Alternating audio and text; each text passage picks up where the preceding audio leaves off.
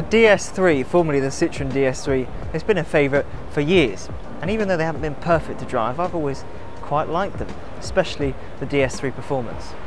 Well, today is a sad day because the DS3 is no more. They might have made a DS3 forever, but it isn't forever. It's being discontinued, replaced by the DS3 Crossback.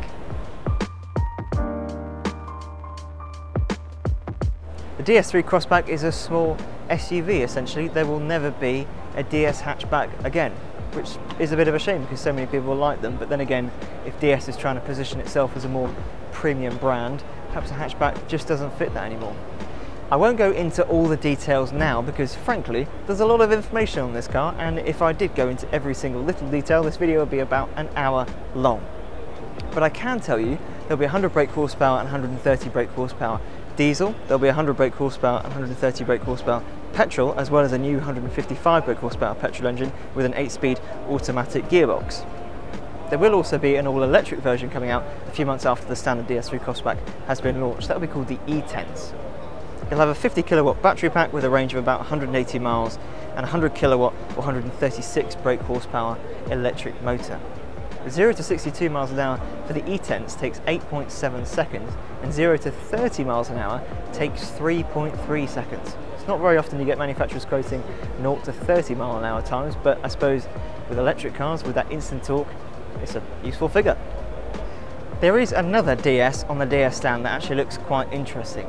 Finally, we have the DS7 Crossback Hybrid. It has a 1.6 litre engine with 200 brake horsepower, and it's also got two electric motors, one at the front axle, one at the back axle, each with 110 horsepower. In total, you have 300 brake horsepower and 333 pounds-feet of torque, and power goes to all four wheels via an 8-speed automatic gearbox. The battery pack has a relatively small capacity, it's 13.2 kilowatt hours, but you can still drive it for 31 miles. Essentially, it's the same powertrain that's in the Peugeot 3008 Hybrid 4, so the performance should be fairly similar. 0 to 62 miles an hour in the Peugeot takes 6.5 seconds.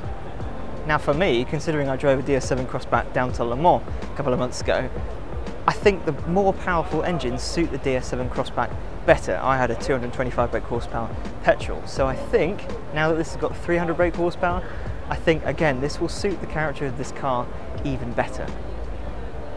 I'm still not so sure about the looks. The DS3 was a really good looking car, it just looks right as a hatchback. The DS3 Crossback, yeah, I'm not so sure about yet, but as is always the way, I tend to see a car and think, oh no, I'm not sure about that, and then after a few months I get used to it and I start to find things I like. Actually, one of the things I do like are the rear lights because they look like the DS7 Crossback's rear lights.